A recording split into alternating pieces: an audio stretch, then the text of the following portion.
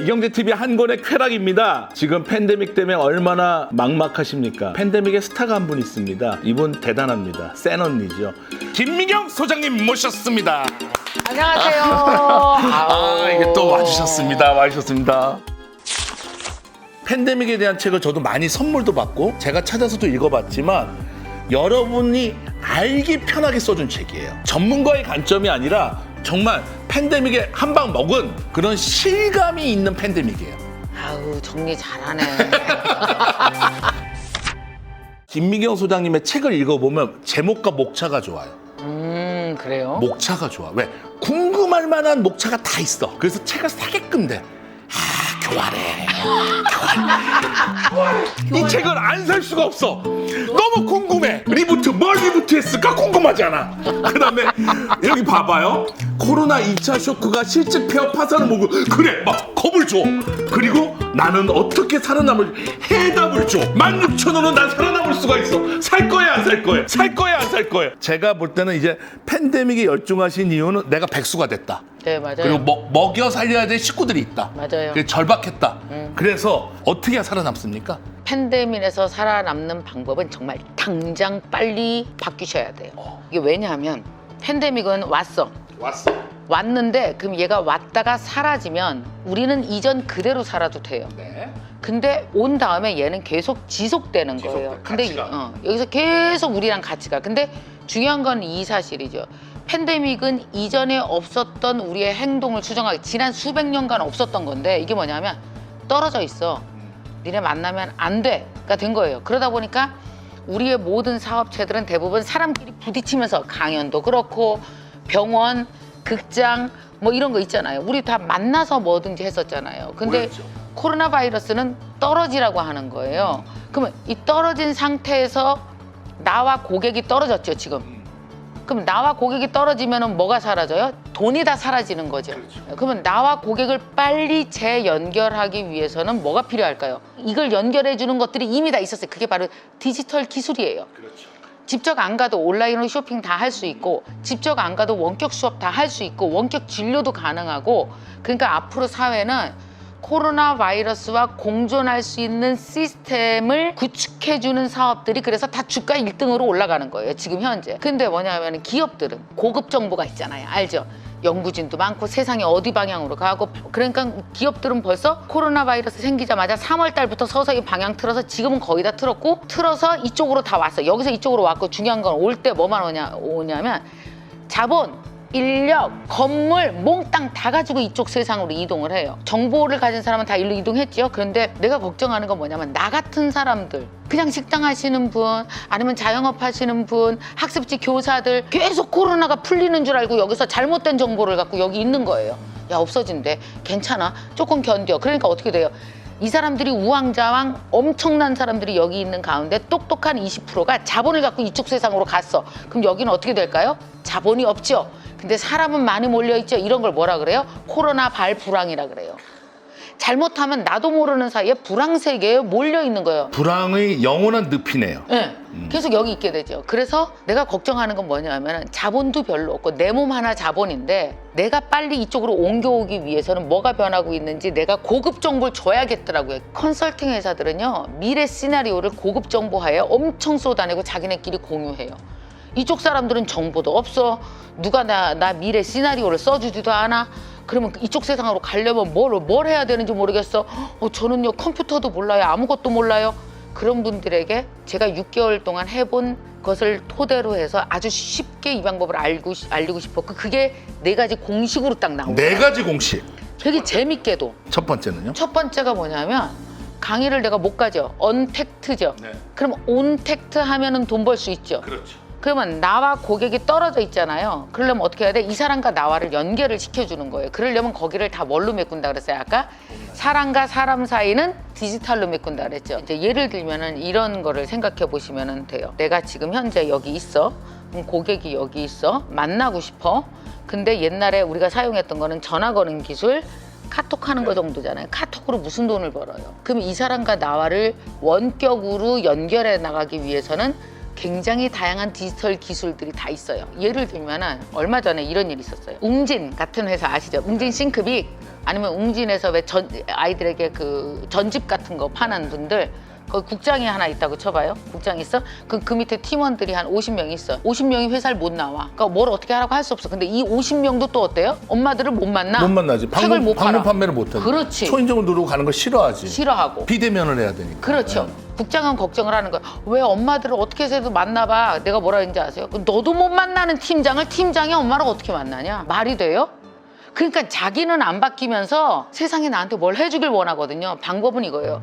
국장이 50명과 아침 출근하지 말고 줌이나 어떤 다른 플랫폼들을 이용해서 이 사람들을 교육해줘야 돼요. 줄 걸 다 줘야 돼요. 그러면 이분들은 어떠냐? 엄마들을 또 그것과 똑같은 방법으로 만나는 거죠. 그죠? 그래서 책은 택배로 보내주면 되고 다 화상으로 다 얘기할 수 있고 재택근무에 유능한 인재들을 하나씩 만들어가기 시작하면 옛날에 50명이었던 팀원이 200명까지도 만들 수 있어요. 그러니까 공부해서 온택트가 되면 과거에 사람끼리 만났던 시장보다 시장이 훨씬 더 커지죠. 그리고 사무실 비용이 안 드니까 제로 베이스죠. 비용이. 원가가 제로 베이스인 온택트 시장으로 옮겨가야 된다. 그게 첫 번째. 두 번째는 그러기 위해서는 반드시 디지털 트랜스포메이션을 해야 된다. 어렵지 않아요. 사람들이 디지털을 너무 어려워하는데 누가 자기 보고 페이스북을 만들래? 누가 인스타그램 만들고 네이버 만들래? 다 만들어져 있는 거 일단 거기에 들어가라고요. 그러니까 디지털 시민이 되려면 인스타그램 계정이 있어야 돼요. 그러니까 디지털에 내 이름을 쳤더니 내가 없어. 그러면 거기에 존재하지 않는 사람이에요. 주민등록증 없는 거지. 없는 거지. 돈 못 벌지. 네.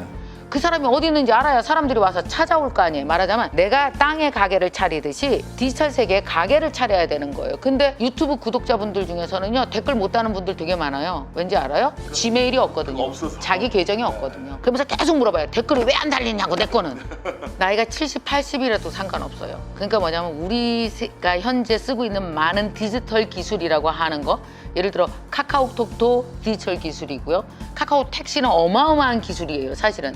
그리고 이번에 아시겠지만 모든 금융이 다 이제는 카카오, 네이버 같은 디지털 페이로 가잖아요. 이제는 은행 안 가고 휴대폰 내에서 처리할 수 있어야 되고 이런 능력들이 디지털인데 이게 뭐냐면 반조리 식품이라는 거예요. 모든 디지털은 다 조리돼 있어. 그냥 전자레인지만 넣으면 되는 정도야. 이게 아이들을 가르치는 엄마도 해야 되고요. 만약에 돈을 벌려고 사회에 나와 있는 분들이다 라고 생각하면은 디지털 트랜스포메이션 반드시 하셔야 돼요. 일단 입적부터 하시죠. 디지털 세계 계정 하나 만들고 그 다음에 인스타그램 하나 만들고 그 다음에 인스타그램에서 어떻게 내가 홍보해야 될지 사진 잘 찍는 거, 해시태그 잘 붙이는 거, 그 다음에 이벤트 잘하는 거 이렇게 해서 인스타그램 안에 내 관심사를 좋아하는 5,000명의 사람만 있으면 뭐든지 시작할 수 있어요. 건물을 땅에 짓지 말고 클라우드에다 지라고요. 요즘에 주가 총액해서 1등하는 기업은 1위부터 10위까지 다 하늘에 있어요. 본사가. 얼마 전에 트위터는 뭐라 그랬어요? 회사 출근하지 말라고 코로나 끝날 때까지 다 집에서 일하라 그랬어요. 결국 어떻게 되면 사무실이 들어있는 건물 가격은 떨어지는 거예요. 세 번째로 중요한 것이 인디펜던트 워커가 나와요. 인디펜던트 워커는 뭐냐면 나로부터 시작한 내 관심과 내 능력을 갖고 땅과 하늘에 동시에 회사를 두고 사람들과 동시에 온택트로 쫙 연결되는 거죠. 그리고 거기로부터 사업이 이루어지는 형태거든요. 만약에 그냥 아무것도 모르는 아주 기초부터 시작하는 분들이라 할지라도 회사에 취업해서 굳이 다닐 필요가 없는 거죠. 그냥 내가 가지고 있는 능력 하나가 있어. 코어 컨텐츠가 있어.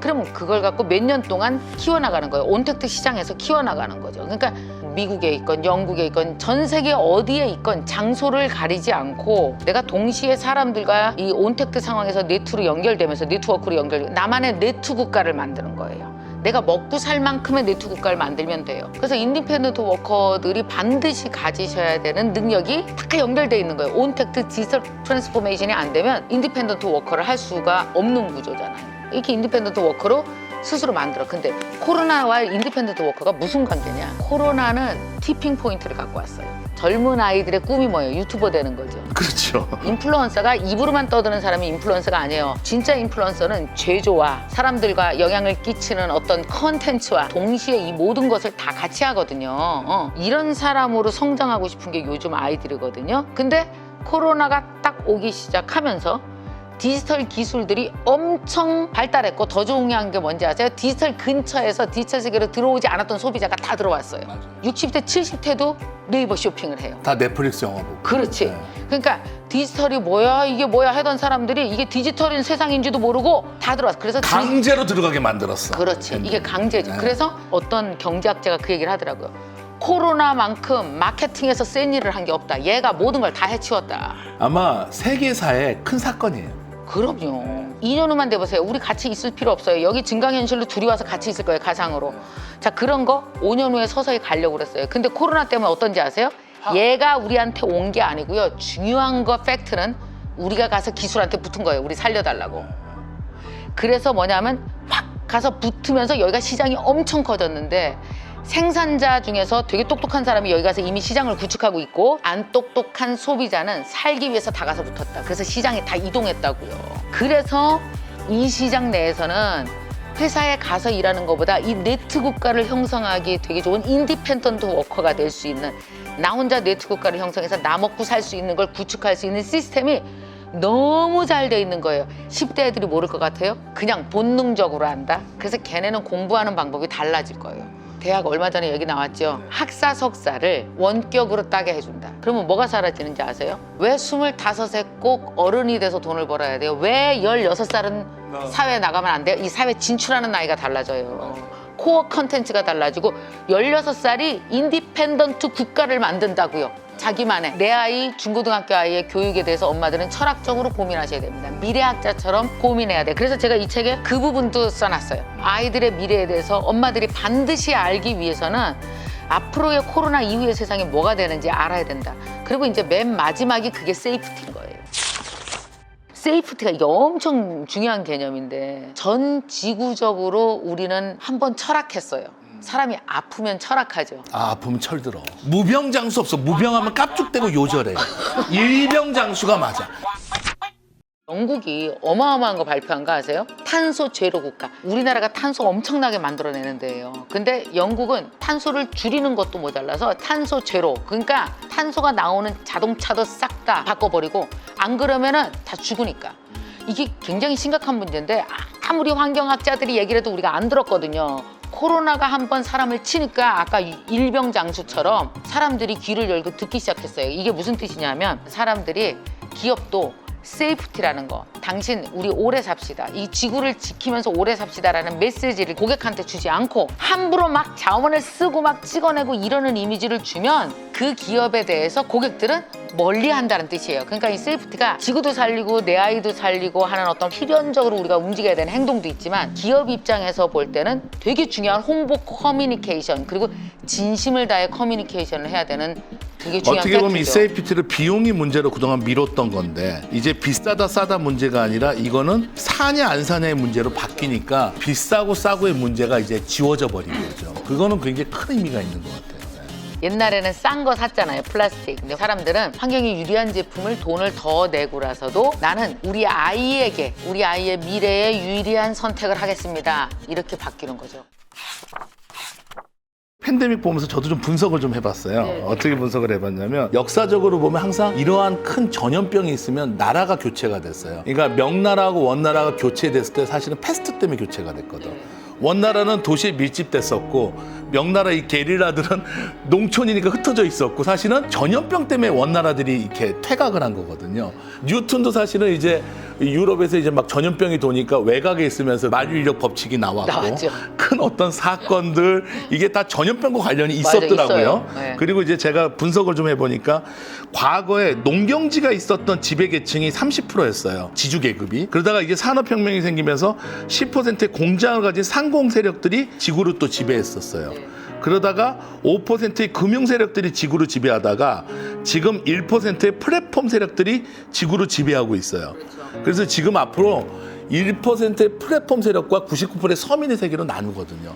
그러면 플랫폼을 가진 인디펜던트 기업이 살아남느냐가 앞으로의 관건이다. 이제는 옛날처럼 대기업과 하청업체의 관계가 아니라 이 플랫폼이라는 필드에 적극적으로 여기서 자기 털을 잡는 사람만 살아남는 시대다. 예, 그게 바로 뭐냐면은 그 디지털 기술 중에서 이미 확보된 기술이 그 블록체인이에요. 이제 블록체인이 뭐냐면 이렇게 생각하시면 돼요. 옛날에는 미들맨들이 돈을 벌었어요. 예를 들어 은행이 엄청나게 나라는 개인과 이경재라는 개인을 연결해주죠. 내가 이경재한테 돈 꿔줬더니 이경재가 뭐라 그러냐면 내가 누나랑 언제 돈을 꿨다 그래? 죽을래? 막 이런데 이제 막 싸우고 난리 났어. 그랬더니 은행이 중간에 딱 출연했죠. 원시적인 관계 그만하시고 내가 은행이라는 데거든. 그러니까 나한테 돈을 줘. 그럼 내가 알아서 깔끔하게 얘한테 이자 받아갖고 너한테 이자 줄게. 대신 내가 수수료를 좀 받을게 한 거였었잖아요. 지금까지 우리는 수십 년간 그 사회에 살았었어요. 근데 이게 어떻게 되냐면은 디지털 기술이 발달하고 블록체인이 발달하기 시작하고 우리 휴대폰 하나가 블록체인의 사실은 허브거든요. 내가 이경재한테 돈을 꿔줬다는 걸 만약에 블록체인 안에 100명이 있어. 100명의 장부에 공공의 장부에 동시에 기록되는 거예요. 그럼 어떠냐면 빼도 박도 못해. 다 알아. 훨씬 더 투명해지죠. 그럼 여기서 뭐가 사라져요? 은행은 없어지는 거예요. 세상에 존재하는 모든 미들맨들이 사라지고 플랫폼 안에서 인디펜던트한 모든 사람들이 지식과 금융과 자신의 능력이 동시에 교류될 수 있으려면 어떻게 해야 돼요? 나라는 한 사람에게 관심이 집중돼서 화살표가 많이 올 수 있도록 해야 되는 거죠. 이제는 삼성한테 잘 보이고 은행한테 잘 보이고 이게 아니고 내가 다수의 사람에게 잘 보일 수 있는 플랫폼이 내가 돼야 돼요. 블록체인이 비트코인이 아닙니다. 그러니까. 블록체인 기술 중에 어떤 개념을 갖다 쓴 거지. 그러나 그 개념을 그렇게 썼다는 건 엄청 대단한 거고요. 근데 중요한 건 이제 앞으로 돈이 다 디지털 머니로 가거든요. 카드도 안 써요. 그러면 이제 휴대폰을 들고 다니다가 그 휴대폰으로 딱딱 찍으면은 돈이 다 결제가 되겠죠. 근데 이제 예를 들어서 이번에 우리 왜 재난지원금 같은 거 그럼 그거 얼마나 불편해요. 동사무소 앞에 가서 줄 서고 뭐 받아갖고 와갖고 그게 아니고 재난지원금을 써야 될 곳을 블록체인으로 쫙 연결해 버리는 거예요. 싹 그런 걸 프로그램 머니라고 하거든요. 그러니까 돈이 다 코드로 계산되는 거예요. 앞으로 이 디지털 기술이 우리가 살아가는 판 거기에 대해서 굉장히 많은 거를 바꾸는데 그때 되게 중요한 게 이 판이 바뀔 때 디지털로 인해서 이렇게 할까요? 저렇게 할까요? 근데 거기에 뭐가 들어가냐면 인간의 자유를 침해하는 것도 물어볼 수 있어요. 왜냐하면 디지털은 그런 것들이 꽤 많거든요. 그래서 제가 늘 주장하는 거 그래서 철학 공부해야 됩니다. 우리가 많은 사람이 몰리면 왁자지껄하고 친교감이 있고 좋긴 하지만 허한 게 있거든요. 내 안을 들여다보는 시간이 필요한 게 팬데믹 이후에 강제적인 우주의 명령이 아닌가. 저는 또 그런 생각을 좀 해봐요. 그래서 역 앞을 지나갈 때 모두가 마스크라고 거기서 쏟아져 나오는 거 볼 때 약간 무서운 그 1984 같은 맞아요. 미래의 되게 감시사회 무서워요. 같은 무서워요. 느낌도 좀 받아요. 그래서 네. 내가 아니 이미 미래 감시 사회예요. 예. 그리고 제 아는 형님이 아리조나에서 왔을 때 14일 동안 격리될 때 우리나라가 팬데믹 이후에 가장 적합한 미래 사회 모델이에요.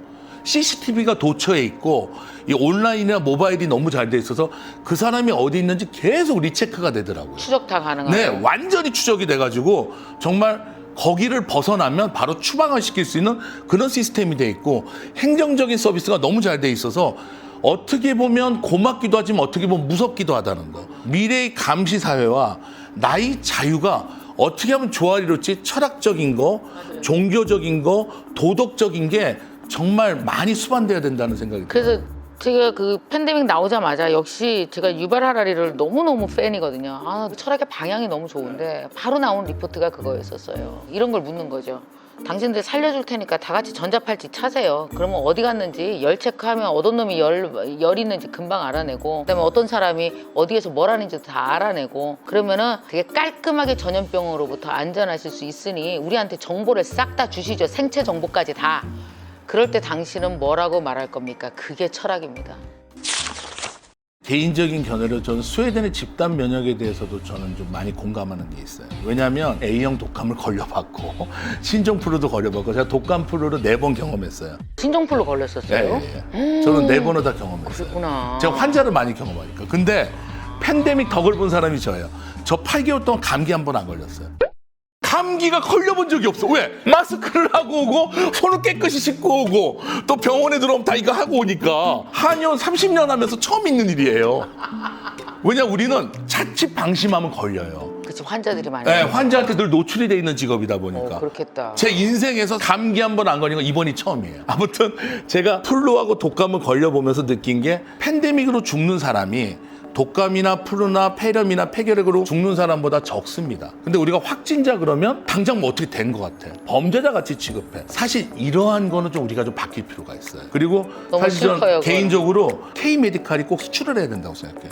우리나라의 의료보험 시스템, 그다음에 정말 메디칼 전체 시스템. 기가 맞아요. 막혀요. 또 한방 양방이 이렇게 시스템이 잘 돼 있는 나라가 없어요. 맞아. 참 균형이 있잖아요. 예, 우리는. 저는 어떻게 보면 제가 옛날부터 구상한 게 한방 양방을 결합을 해가지고 전 세계 수출을 해야 된다. 그리고 이건 국가적으로 지원을 해야 된다. 그런 생각을 했고 군대를 좀 더 스마트하게 바꾸면 외국으로 가서 한양방 병원하는 친구로 병역 의무는 대신하면 좋겠다. 전 이런 생각도 해봤어요. 우리나라의 의료 시스템이 외국에 퍼져서 그게 어떻게 되면 우리나라 수출의 기반이 되고 우리나라 의약품, 한방약품 또 건강식품이 그 나라에 인이 박히게 되면 우리나라 K-메디칼이 K-한류의 핵심 산업이 될 거라고 생각을 하는 거예요. 충분히 가능한 지금 일이에요. 팬데믹 정말 이후로 너무나. K-메디칼이 완전히 정점에 올라섰거든요. 네, 네. 이걸 활용해야 된다는 게 저는 개인적인 생각이에요. 그리고 이게 우리나라한테는 되게 기회예요. 이게 완전 그러니까 기회예요. 이 디지털 기반으로 전 세계가 바뀌고 팬데믹이라는 게 어떤 걸 했냐면 이게 되게 재밌는 것이 연결을 시키는 거예요. 막 퍼즐놀이 하듯이. 얼마 전에 미국에서 인종 문제가 생겼어요. 근데 중요한 건 팬데믹 이후로는 사람들이 어느 나라에서 일어난 문제를 전 세계의 문제로 취급하는 습관이 생긴 거예요. 지구가 이제 하나의 세계가 된 거야. 그걸 우리가 깨우친 거야. 국경이 깨졌어. 그렇지. 되게 재밌어. 미국 문제가 우리 문제야 이제. 그러니까 되게 재밌게도 국경은 비행기가 못 뜨고 닫혔는데 머릿속은 다 열려 있어. 머릿속은 다 연결돼 있어. 맞아, 맞아. 그래서 지금 현재 미국 달러 금융이 전 세계 경제를 옛날엔 그렇진 않았잖아요. 아무리 달러 출렁거려도 다 같이 움직이죠. 인종 문제 딱 생기니까 전 세계에서 다 같이 인종 문제에 대해서 얘기하면서 우리도 차별이 있다고 막 출렁거렸어요. 그래서 우리나라 K 방역 같은 것도 디지털 때문에 쫙 연결돼 있고 사람들의 머리가 이제는 연결되는 것으로 받아들였으므로 우리처럼 무엇인가 디지털로 연결만 할 수 있는 나라한테는 굉장히 사업적으로 기회다.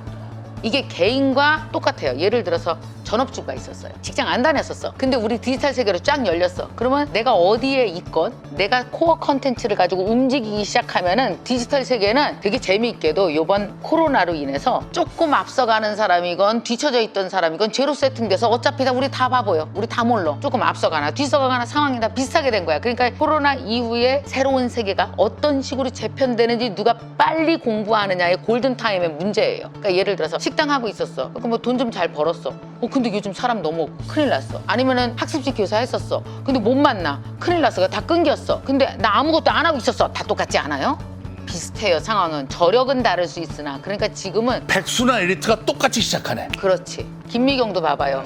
매일같이 강의 한 번도 쉬지 않고 늘 나갔던 사람이네 6개월 동안 강의 하나도 없어. 제로 세팅이죠. 집에 있는 백수랑 똑같이 된 거야. 똑같이. 그렇다면 뭐냐면 이때 누가 눈치채고 뛰느냐의 게임이에요. 이게 골든타임이라고요. 이게 그래서 김미경 리부트군요. 그렇지. 전 세계적으로 똑같아요. 이 책에서 뭐가 좀 확 와닿으십니까? 예. 제가 좀 하나 읽어드릴 거는 요걸 읽어드리고 싶어요. 뭐뭐 했다 이런 식으로 썼거든요. 어체를 이제 말투를 당장의 편의만을 생각한 것이다. 뭐 계산해야 한다 이렇게 쓰다가 맨 마지막 에필로그를 존댓말로 쓰고 싶었어요. 말하듯이. 좋다 좋다. 집필이 끝난 일요일 오후 아이스 커피 한 잔을 타서 처음부터 끝까지 원고를 다시 읽어보았습니다. 탈고를 할 때 늘 조금씩 아쉬운 건 매번 마찬가지인 듯 합니다. 딱 일주일만 더 있었으면 좋았을 텐데 하는 아쉬운 말이죠. 이번에도 예외는 아니었습니다. 그런데 또 한편 이 느껴지는 씁쓸한 기분은 무엇일까요? 이 책을 안 써도 됐다면 얼마나 좋았을까? 기껏 힘들게 책을 다 써놓고 왜 이런 생각이 드는 걸까요? 사실 김미경의 리부트는 전혀 계획에 없던 책이었습니다. 코로나만 없었더라면 나오지 않았을 책이지요. 그래서 씁쓸하다 못해 서글픈 기분까지 드나 봅니다. 솔직히 말하면 나는 매일 그리워요. 그리고 돌아가고 싶습니다. 코로나 이전의 세상으로. 누군가 내게 선택권을 준다면 나는 코로나 이전의 세상을 주저없이 선택할 겁니다. 아무리 위기가 기회라 해도 위기 없는 평안한 일상만 할까요? 게다가 코로나 이후 세상은 너무 빠르게 진화되고 있어 따라잡으려면 생전 안 쓰던 머리를 써야 해요. 디지털 트랜스포메이션, 인공지능, 블록체인 이런 것들에 대해 알아야 한다지만 솔직히 용어도 어렵고 한마디로 불편합니다. 코로나만 없었더라면 살살 피해가면서 한 10년 예전 방식대로 잘 살다가 은퇴했을 텐데 이제는 안 배우고 모르면 1년도 못 버티니 피해갈 여지가 없게 됐네요. 나이가 들면 걱정도 는다는 게 맞는 말인가 봅니다.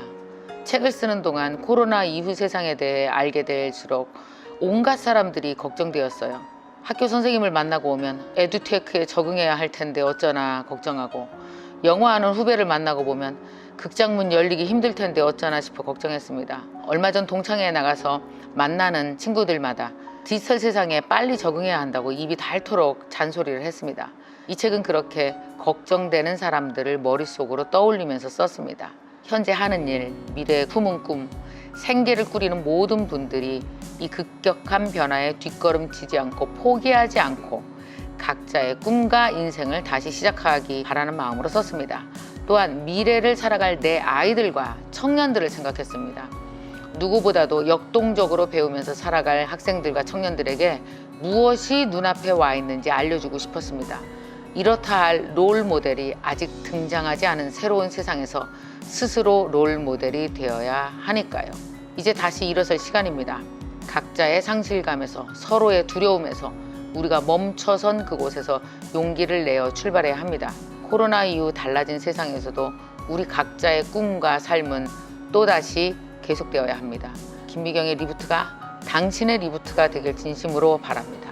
얼마 전에 인스타그램에 짧은 글을 올렸습니다. 힘들죠? 우리는 혼자가 아닙니다. 해낼 수 있어요.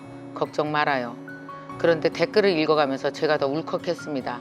다들 뭔가 모를 불안감과 상실감에 웅크리고 있었던가 봅니다.